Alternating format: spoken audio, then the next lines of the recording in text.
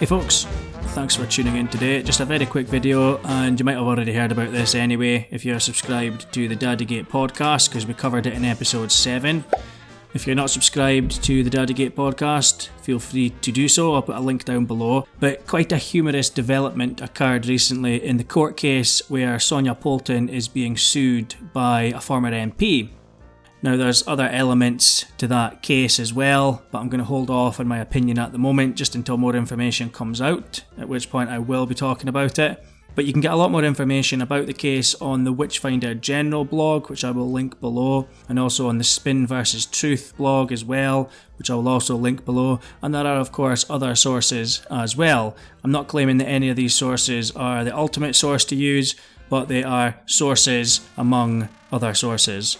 And these are the ones that I have used in making this video, which does sometimes garner a little bit of criticism for me in the comments. I don't know why. People seem to get emotional. People are also unhappy that I use sources. They believe that everything I do should come out of my mind only, and that I shouldn't refer to people who have a little bit of expertise in the topic. But anyway, reading the Witchfinder General blog, it actually shows that recently, as part of Sonia Poulton's defence in the case, she mentioned Sean Attwood.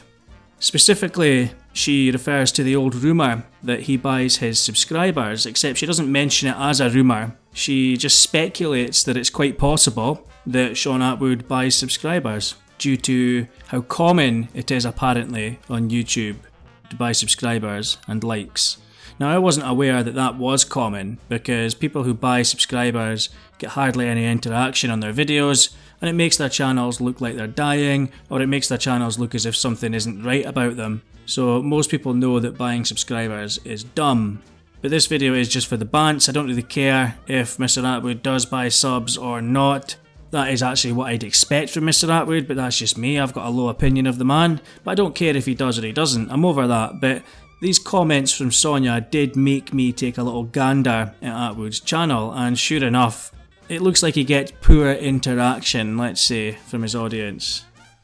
So if we take a look at Sonia's statement first of all then, according to the Witchfinder General blog, this was submitted in court, and she also followed it up with a witness statement. So be sure to let me know what you think about this in the comments. So it says here, and this is Sonia putting forward this as part of her defence, the claimant is put to strict proof that the number of views and likes are genuine rather than purchased for marketing reasons. And then as you can see below, it says an extract from Sonia Poulton's defence asking him to prove that the views on her video collaboration with Sean Attwood are not fake. So it relates to a video that was posted on Sean Attwood's channel. I believe it was deleted after some legal issues came up due to the content of it. As far as I'm aware, it contains statements by the Wonder Truthers that are Sean Attwood and Sonia Poulton, which were considered to be false statements. Now, please do correct me if I'm wrong on this, but that is my very limited understanding of it. Sonia not only believes that the claimants, the people who are suing her, should prove that the views and likes on that video are not fake, but she also goes on to clarify what she means. And I believe it shows her opinion of Mr. Attwood somewhat, and I also believe that it shows her opinion of the truther community in which she is firmly nestled as well. So it says here, I cannot categorically state that Mr. Attwood purchased views and likes, but it is possible. His history is of someone who was traded on the stock market at 16, he was convicted on drugs charges and imprisoned in Arizona, and became infamous on the TV show Banged Up Abroad. Not really sure what that's got to do with anything, but okay. She says, Mr. Attwood has a history of gambling and risk-taking. Then we get to point A. She says, Mr. Attwood's viewing figures frequently do not reflect his apparent current subscribers of 667,000. Some of his videos have only 2,000 views, which is uncommonly low for someone with apparently over 500,000 subscribers. Now that's very true. 2,000 views is uncommonly low for someone who apparently has over 500,000 subs, closer to 700,000 now. And then point B, it says, I have never purchased any form of likes or subscribes, but it is a common practice with people who make online videos and have a large social media presence. I frequently receive information about how to purchase fake followers. I have articles and promotional emails which have been sent to me offering likes and subscribers.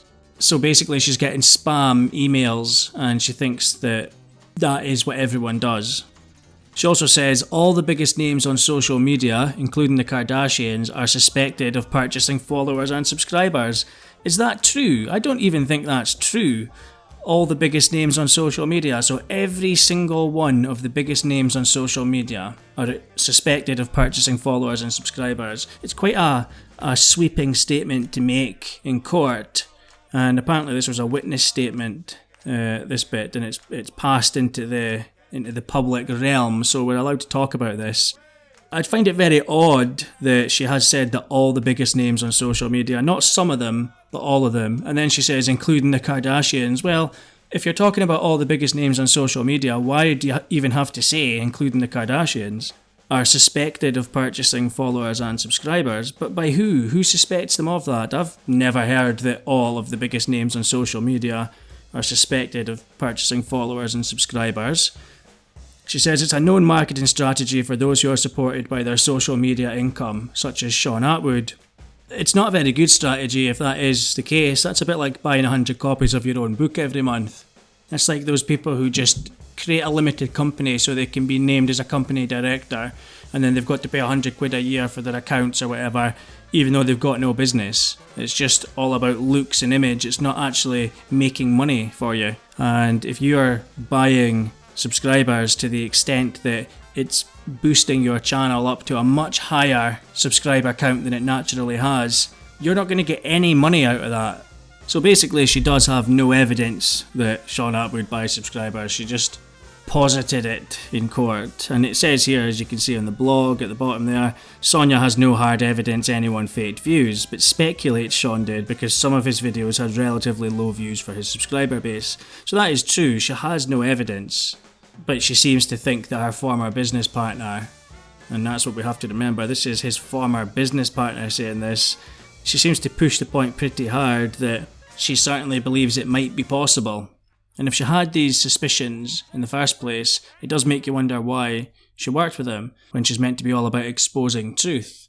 There was no mention of the views and amount of subscribers and likes potentially being fake at any point in the past.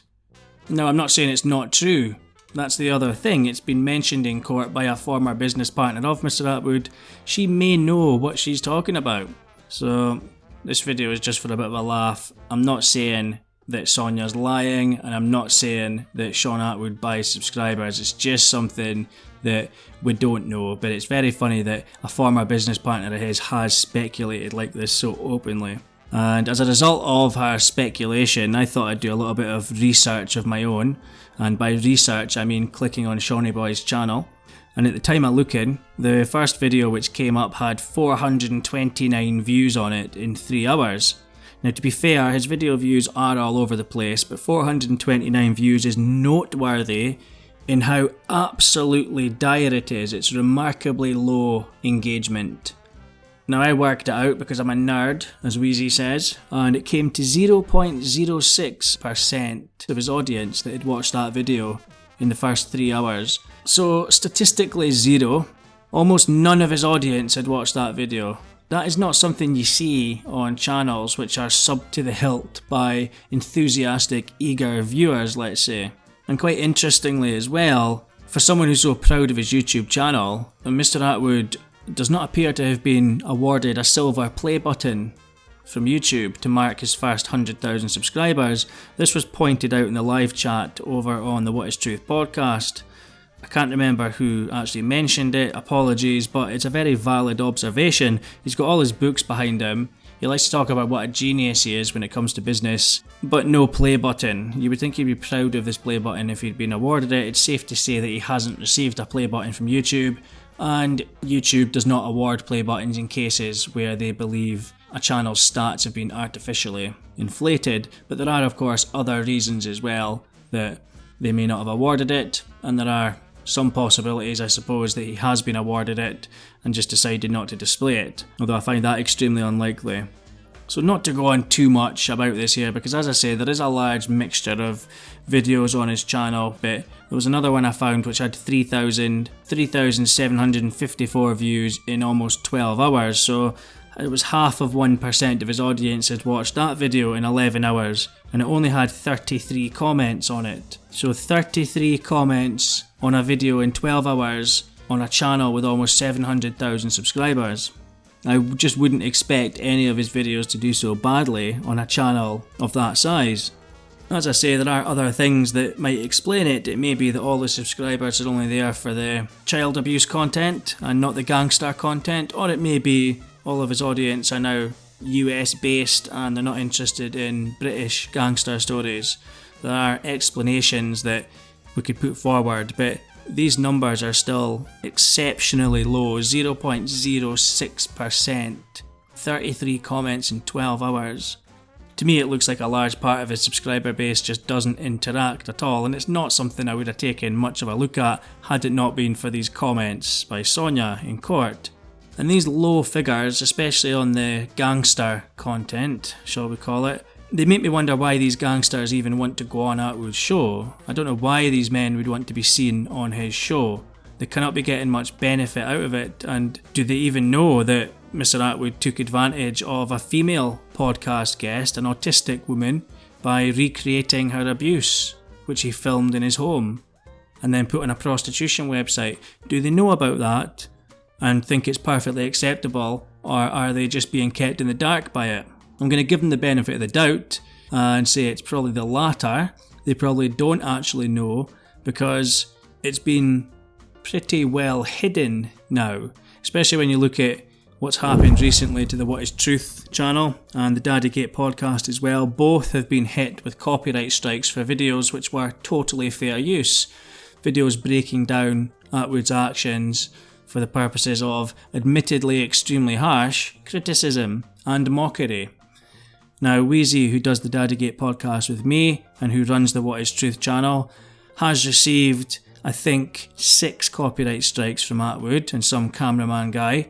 Now, these strikes have actually brought Wheezy's channel to the brink of deletion, and he's currently left with no option but to fight that.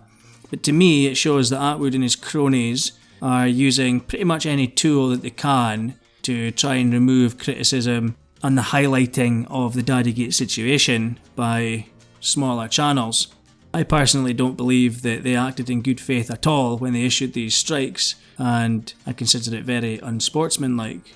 Basically, we're dealing with massive crybabies here, people that have been caught, and people who don't like the fact that people are telling the truth about what actually happened. And they're currently engaging in a tantrum of hypocrisy to try and hide any commentary relating to Daddygate if there's a way for them to do that. And they'll probably get away with it as well because they're so much bigger. That's just the way things are, unfortunately. But that's all I'm going to say on that at the moment. I will update you on any developments that come my way, as I'm sure there will be. But this video was more just to have a laugh at these comments made in court by Attwood's former business partner. So do remember to subscribe to the Daddygate podcast and the What Is Truth podcast, especially the backup channel, and smash that like and subscribe button on this video as it helps the channel grow, which is the ultimate form of trolling Sean Attwood, as he likes to call it. These are busybodies, trolls and troublemakers. That's the last I've ever done to respond to the trolls. I'm not going to be responding to the trolls ever again. I also noticed that some people are actually burying the hatchet with each other recently. Good stuff there. Making enemies of each other is just a distraction in many cases, and it just sends the popcorn sales through the roof for all the negative people that like to watch for negative reasons.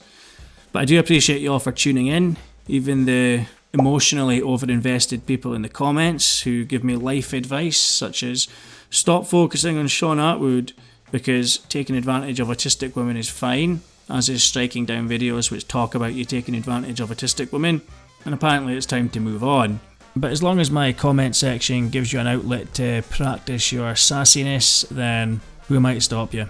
More videos are coming soon. It was suggested that I did a video about a guy who's facing life in prison for killing his friend after their scrotums connected during a polyamorous bedroom incident. I'm thinking about that one. Thank you, Roscoe, for the suggestion there. But my time has been constrained slightly recently, so that's why videos are coming out so slowly at the moment, and that's why the production value has dropped to absolute dog shit. Anyway folks, I hope you enjoyed the video. As always, everything is my own opinion. You have to make your own mind up. You can do your own research as well. I'll leave that one there just now. Comment below, like, subscribe, all that good stuff, and I'll catch you in the next one. Cheers.